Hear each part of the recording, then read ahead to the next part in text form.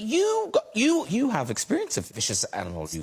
Creature. No, I feel like I've had a lot of professional dealings with animals. Yes. I did a film with a lion once. I had to shoot with a lion, you know, a wild lion. And well, I say wild. I mean, he's been in films.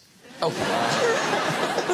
Bad boy. And we had to do. So I arrived to shoot this scene, and the first thing I noticed was the camera crew were in a steel cage, only big enough to contain the camera.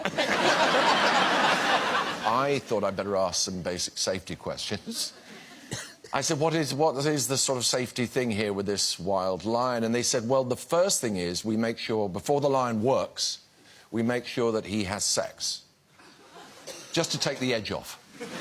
I did that.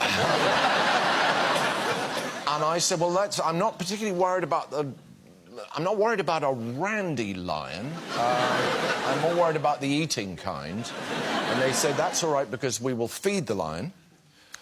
We won't feed him too much, because then he'll go to sleep. And I said, again, that's not really... Because I know what it's like. You open a packet of crisps, you have one, but then you kind of want more, don't you? And the third thing they said, the third sort of safety measure, was that the lion's downhill. And he's very lazy, and he probably won't chase you.